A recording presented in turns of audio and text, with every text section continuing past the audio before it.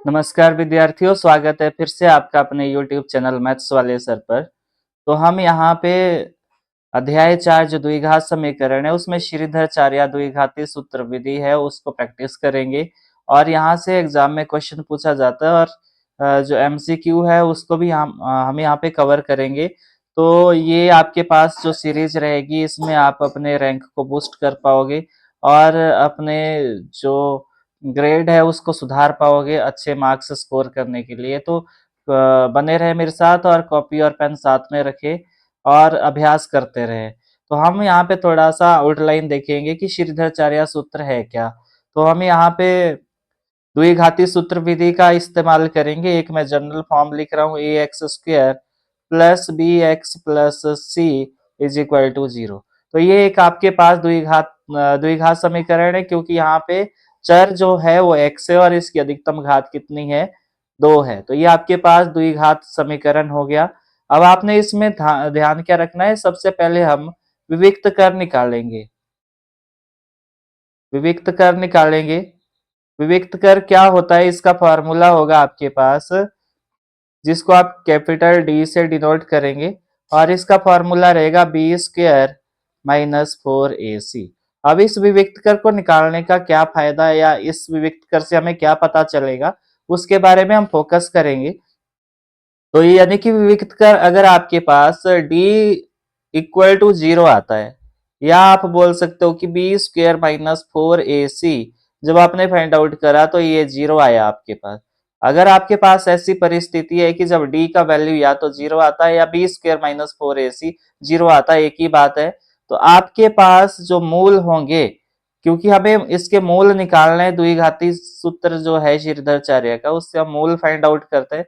और मूल कैसे होंगे, मूल की प्रकृति कैसी होगी, ये विविक्त कर हमें पता बताता है। तो हम पहले देख रहे हैं कि विविक्त कर अगर डी आपके पास 0 आता है या b² माइनस 4ac 0 आता है तो आपके पास बराबर दो बराबर वास्तविक मूल होंगे। यहाँ पे मूल कैसे होंगे, 2 होंगे और कैसे होंगे, 2 बराबर वास्तविक मूल संभव है। तो हमें डी से क्या पता चला, विविक्त कर से हमें क्या पता चला, मूल की प्रकृति पता चली। अगर डी आपके पास 0 है या b² माइनस 4ac 0 है तो 2 बराबर वास्तविक मूल होंगे। और दूसरी कंडीशन ये हो सकती है आपके पास कि डी ग्रेटर देन 0 हो सकता है, यानी कि आपके पास b² minus 4ac greater than 0 हो सकता है। ग्रेटर देन 0 का मतलब क्या है, आपके पास ये है धनात्मक। 0 से बड़ा क्या होता है, सारे धनात्मक अंक होते हैं।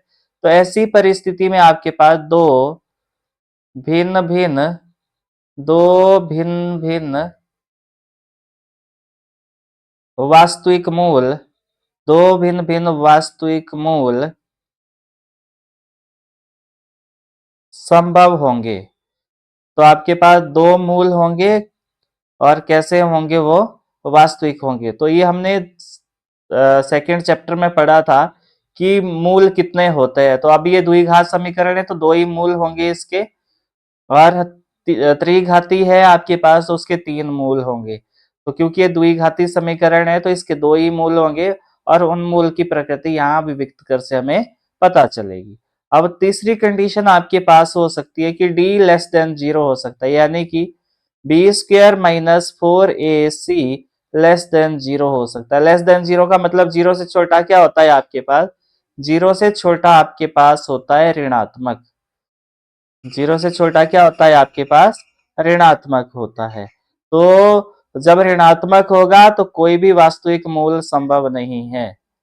कोई भी वास्तविक मूल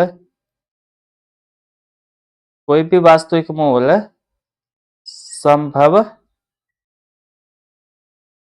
नहीं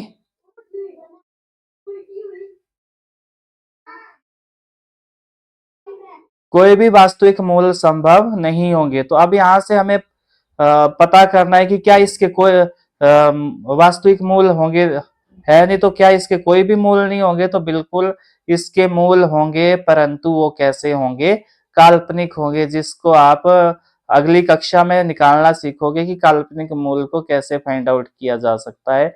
तो जब आपके पास ऋणात्मक होगा ये विविक्त कर, तो आपके पास मूल कैसे होंगे, वास्तविक नहीं होंगे, परंतु उसके मूल फिर भी होंगे, और वो कैसे होंगे, काल्पनिक होंगे। तो इसको हम अगली क्लास में सीखेंगे, परंतु अभी आपको ये ध्यान देना है।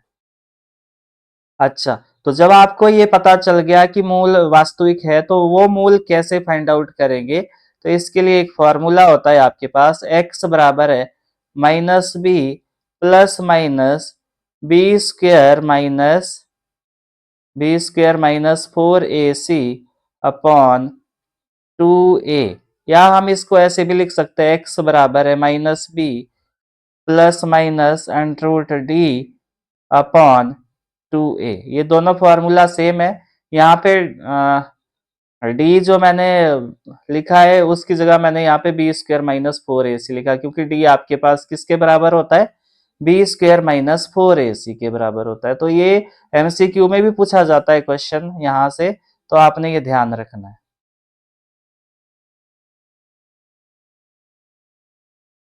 तो चलो, आपको ये पता चल गया कि मूल कैसे निकालते हैं, मूल की प्रकृति कैसी है।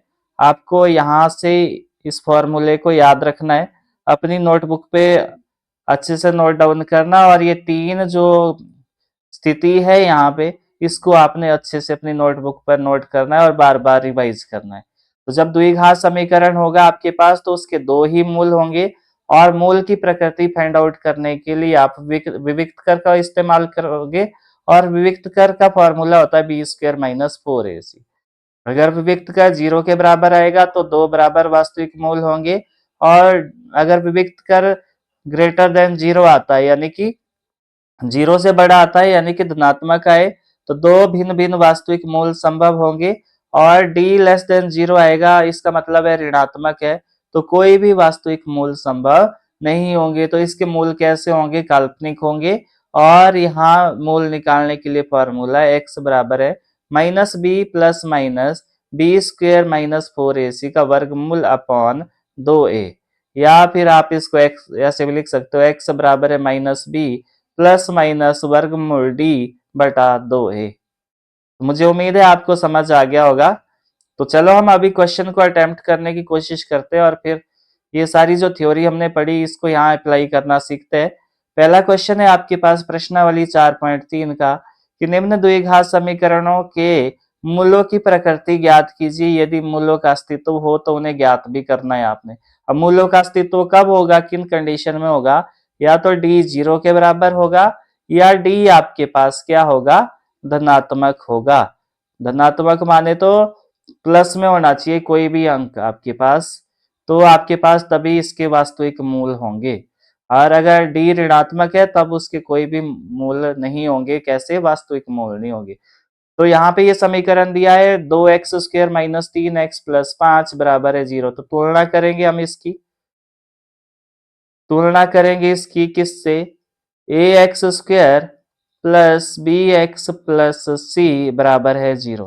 तो यहाँ से a क्या मिला आपको, a मिला 2, b क्या मिला आपको -3, और c क्या मिला 5 मिला। अब यहाँ से हम विविक्त कर निकालेंगे, और उसी से हमें पता चलेगा, विविक्त कर से हमें पता चलेगा कि इसके मूल है कि नहीं है, मूलों का अस्तित्व है कि नहीं है। तो बी स्क्वायर माइनस 4ac, तो यहाँ पे b का वैल्यू कितना है, -3 का स्क्वायर माइनस 4 गुणा 2 गुणा 5। तो यहाँ पे ऋणात्मक संख्या की घात सम संख्या है, तो माइनस खत्म हो गया। 3 का वर्ग कितना होता है, 9, और ये कितना हो गया 40। ये कितना हुआ, 40 हुआ, और 9 माइनस 40 कितना होता है, माइनस का 31। और आपको पता चल गया कि ये क्या आ गया आपके पास, ऋणात्मक आ गया। तो ऋणात्मक आ गया, तो इसका मतलब मैंने अभी बताया था आपका, इसके मूलों का अस्तित्व नहीं है। तो यहाँ पे आपने लिखना है कोई भी वास्तविक मूल, कोई भी वास्तविक मूल संभव नहीं है, यानी कि मूलों का अस्तित्व नहीं है। तो मुझे उम्मीद है आपको समझ आ गया होगा, कोई भी वास्तविक मूल संभव नहीं है। तो इसको आप अभ्यास करें। नेक्स्ट क्वेश्चन है आपके पास ये वाला, 3x² माइनस 4√3x+4 बराबर है 0। तो इसकी भी हम तुलना करेंगे हम किससे, ax² plus bx plus c बराबर है 0 से। तो यहाँ पे a कितना मिला 3, b कितना मिला -4√3 और c कितना मिला आपको 4 मिला। तो यहाँ पे विविक्त कर निकालेंगे जिसको डी से डिनोट किया जाता है, डिस्क्रिमिनेट बोलते हैं जिसको, डिस्क्रिमिनेंट। और यहाँ पे b² माइनस 4ac, तो यहाँ पे वैल्यू रख दो -4√3 का होल स्क्वायर -4 गुणा a कितना है 3 गुणा c कितना है 4 है। तो ये कितना आएगा आपके पास, अगर आप इसको, ये माइनस तो खत्म हो गया क्योंकि सम संख्या है घात। अब 4√3 का मतलब क्या हुआ, इसका स्क्वायर है, जो इसका मतलब है 4 का भी स्क्वायर और √3 का भी स्क्वायर। तो 4 का स्क्वायर 16 और √3 से स्क्वायर कैंसिल हो गया, तो 3 बचा, ये तो कितना आया, ये 48 आया। तो ये आया 48 और ये भी आया 48। तो ये क्या आया आपके पास 0। तो डी का वैल्यू कितना आया 0 आया। तो डी का वैल्यू 0 आया तो इसके कैसे होंगे, दो बराबर वास्तविक मूल संभव है। तो इसके मूल कैसे है, दो वास्तविक मूल संभव है। तो मूल निकालने का फॉर्मूला क्या है, x बराबर है -b प्लस माइनस √d/2a। तो वैल्यू रख दो, तो ये आएगा -b और -b का वैल्यू कितना है -4√3 प्लस माइनस, और 0 का ये 0 है आपके पास, d का वैल्यू अपॉन 2a, a कितना है आपके पास 3 है। तो कितना आया, ये x बराबर आया, माइनस माइनस हो गया प्लस 4√3, ये 0 हो गया सारा और बटे में है 6। तो कितना आया, ये जब काटोगे 2 दूनी 4, 2 तिये 6, तो कितना आया ये 2√3/3। तो दो बराबर मूल है तो कौन कौन से होंगे, 2√3/3 और अगला भी क्या होगा 2√3/3। तो इसके दो बराबर मूल आगे आपके पास कौन कौन से है, 2√3/3। तो मुझे उम्मीद है आपको ये भी समझ आया होगा। आगे बढ़ेंगे, अगला है आपके पास ये वाला। तो इसकी भी हम सबसे पहले तुलना करेंगे किससे, ax² plus bx plus c बराबर है 0 से। तो a का वैल्यू कितना आया 2, b का वैल्यू कितना आया -6 और c का वैल्यू कितना आया 3 आया। तो विविक्त कर निकालो, डिस्क्रिमिनेंट विविक्त कर d, तो क्या आया आपके पास b² माइनस 4ac। तो b का वैल्यू कितना है -6 का वर्ग -4 गुणा 2 गुणा 3। तो ये कितना आया, चिकम चिकम 36 माइनस कैंसिल हो गया, 36 माइनस ये आया 24। तो ये कितना आया आपके पास 12 आया। और 12 क्या है आपके पास धनात्मक है, 12 क्या है धनात्मक है। तो जब d धनात्मक होता है तो तब कैसे मूल होते हैं उसके, कैसे मूल होते हैं तब, दो भिन्न भिन्न वास्तविक मूल संभव है। तो आपने लिखना है d क्या है आपके पास ग्रेटर देन 0, यानी कि ये धनात्मक आया,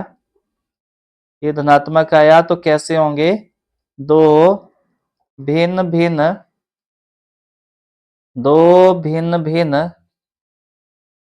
वास्तविक मूल, संभव है, तो मूल निकालने का फॉर्मूला क्या है, x बराबर है -b प्लस माइनस √d/2a। तो यहाँ पे वैल्यू रख दो, b का वैल्यू कितना है -6 प्लस माइनस d का वैल्यू कितना है 12 है बटा 2 गुणा 2। तो कितना आया, ये x बराबर है, ये प्लस हो गया 6 प्लस माइनस, इसको बोलेंगे हम 4 गुणा 3। तो कितना आया ये? तो ये आएगा आपके पास 4 का वर्गमूल तो 2 होता है, तो इसको बाहर निकालो। तो ये आएगा 6 + -2 √3 बटा 4। तो कितना आया ये? एक बार प्लस है और एक बार माइनस है, तो एक ये मूल आएगी इसके 6 + 2 बटा 4, और एक बार माइनस लगा दो, 6 - 2 बटा 4। तो ये मूल आए इसके, ये दो मूल आ गए इसके, और ये कैसे मूल है? बराबर है। तो मुझे उम्मीद है आपको ये भी समझ आया होगा। आगे मूव करेंगे। निम्न प्रत्येक द्विघात समीकरण में k का ऐसा मान ज्ञात कीजिए जिसके दो बराबर मूल है। तो यहाँ पे समझने की बात यह है कि दो बराबर मूल कब होंगे? जब आपके पास d का वैल्यू 0 होगा, जब आपके पास d का वैल्यू 0 होगा। तो यहाँ पे d निकालो या तुलना करो, पहले तुलना करेंगे हम।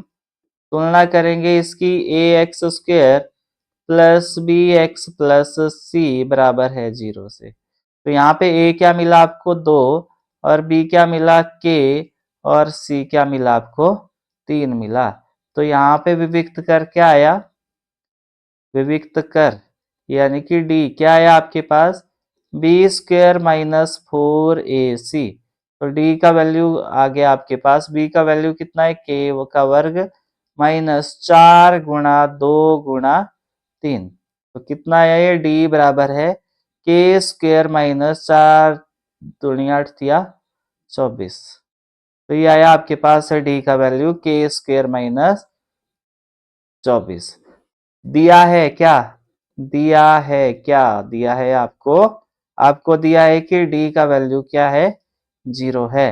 तो यानी कि आपके पास k² - 24 किसके बराबर आया? 0 के बराबर आया। और k² क्या आया? 24 पार को ले जाओ, और स्क्वायर जब बराबर से पार को जाता है तो इसका वर्गमूल बनता है, साथ में प्लस माइनस भी लगाओ। वर्गमूल 24, 24 का वर्गमूल कितना होता है? Plus minus. तो इसको मैं लिख सकता हूँ 6 × 4। तो कितना आया ये? प्लस माइनस 6 का भी वर्गमूल और 4 का भी वर्गमूल। 4 का वर्गमूल 2, 6 का वर्गमूल एज इट इज रहने दो। तो k का वैल्यू कितना है आपके पास? Plus minus 2 √6। तो नेक्स्ट देखो, नेक्स्ट इसका है, इंपॉर्टेंट है एग्जाम पॉइंट ऑफ व्यू से, तो आपने ध्यान रखना है। यहाँ पे भी सेम क्वेश्चन दिया है, परंतु इसको पहले द्विघात समीकरण बनाना पड़ेगा। तो पहले ये यहाँ मल्टीप्लाई करो, फिर इधर मल्टीप्लाई करो। तो ये बन गया kx² - 2kx + 6 बराबर है 0। तो ये तुलना करनी है इसकी किससे? तुलना करनी है इसकी ax² plus bx plus c बराबर है 0 से। तो a का वैल्यू कितना है? k, b का वैल्यू कितना है? -2k, और c का वैल्यू कितना है? 6 है। तो विविक्त कर निकालो। विविक्त कर d क्या आएगा? ये b² - 4ac। तो d का वैल्यू कितना आया? b का वैल्यू है -2k का होल स्क्वायर -4 गुणा a कितना है? k, और b ये कितना है? c कितना है? 6। तो d आया, इसका मतलब है 2 का भी स्क्वायर और k का भी स्क्वायर। तो ये आया 4k² - 24k। अब आपको यहाँ ध्यान देना है कि d दिया है आपको ऑलरेडी, क्या है? दिया है क्या? दो बराबर मूल है। तो d का वैल्यू कितना आया? 0 है, तभी बराबर मूल होंगे। तो 4k² - 24k बराबर 0 आया। तो यहाँ से k कॉमन निकालो, तो ये आया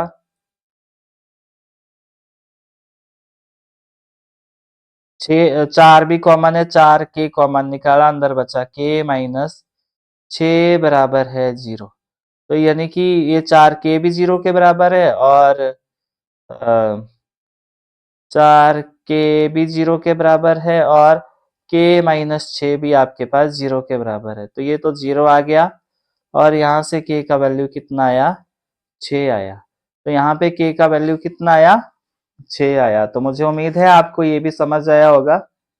तो बार-बार अभ्यास आपने करना है और कोई भी दिक्कत परेशानी होती है तो आपने मुझे कमेंट बॉक्स में ज़रूर बताना है। क्योंकि एग्ज़ाम आने वाले हैं तो आपको ज़्यादा प्रैक्टिस करनी पड़ेगी, अभ्यास बार-बार करना पड़ेगा और आपके मन में जो भी डाउट रहता है तो आप मुझे जो ज़रूर कंसल्ट करें और यहाँ से मैं आपको विश्वास दिलाता हूँ अगर आप मेरे साथ अभ्यास ज़रूर करोगे तो आपको अच्छा मार्क्स स्कोर कर पाओगे अपने एग्ज़ाम में।